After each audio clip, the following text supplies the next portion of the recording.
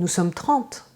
Combien serons-nous demain? Cette phrase de Flavie Flament chez Mediapart, elle souligne ce que beaucoup de médias ratent dans le traitement de l'affaire Patrick Bruel, tout judiciarisé. Parce que le rôle d'un tribunal, c'est de condamner ou d'acquitter. Mais le rôle d'un média, c'est pas que de faire le compte-rendu d'un procès, c'est aussi de documenter des faits, des phénomènes sociaux, des rapports de force. Donc il y a peut-être mieux à faire que d'inviter que des avocats sur les plateaux pour commenter les affaires. La preuve ici. Quand je vous écoute, j'ai l'impression qu'il ne faudrait pas parler de ces accusations qui sont nombreuses, très similaires. Le débat, il doit avoir lieu et chacun et chacune peut se faire son Ça avis. s'appelle la cour Merci. d'assises. Merci.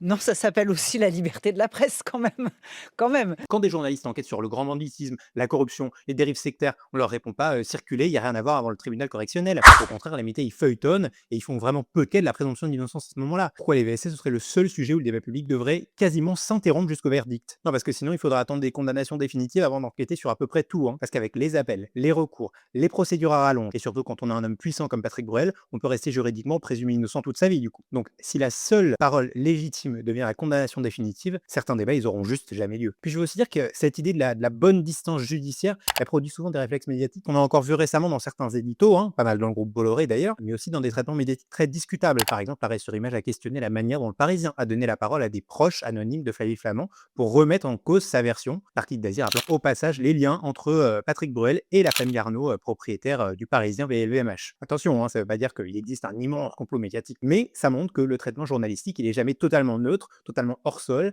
et que mettre en scène des avocats ou des magistrats pour se draper dans une vertu juridique, c'est assez vain, et que ces acteurs-là, qui parlent que le droit, ils ont des biais, notamment dans la mise en cause de la parole des victimes. Asia a interrogé la chercheuse Giuseppina Sapio, qui parle justement des politiques du doute, cette manière de fragiliser la croyabilité des victimes parce qu'elles ne correspondent pas au mythe de la victime parfaite. La victime parfaite, elle parlerait immédiatement, elle aurait jamais revu son agresseur, elle aurait jamais hésité une seconde à porter plainte, sauf que les traumatismes, ça fonctionne pas comme un scénario judiciaire parfait. Et d'ailleurs, témoigner publiquement, c'est pas du tout anodin non plus. Une enquête de la revue des médias avait montré que beaucoup de victimes racontent des expériences médiatiques extrêmement dures, avec le sentiment d'être spectacularisées, utilisées comme des vaches à lait, réduites à quelques phrases sensationnelles. Donc peut-être qu'il faudra arrêter de croire que la présomption d'innocence signifie on peut rien penser, on peut rien analyser, rien contextualiser. La présomption d'innocence, elle protège juridiquement contre le fait d'être déclaré coupable avant jugement. Elle interdit aucun débat public, elle interdit aucune enquête journalistique, et elle interdit pas de constater qu'une accumulation de témoignages similaires, ça pose une vraie question collective qui peut notamment amener des décisions en matière réglementaire ou en matière de droit du travail pour protéger d'éventuelles futures victimes. Ça va faire bientôt 10 ans que MeToo a émergé, et il y a indéniablement du mieux dans le cadrage des affaires de VSS. Mais si les médias s'évertuent à ne croire les victimes quand elles sont 30 et encore, et à se cacher derrière la prudence journalistique pour tout, je considère qu'à un moment donné, on sera plus dans la prudence journalistique,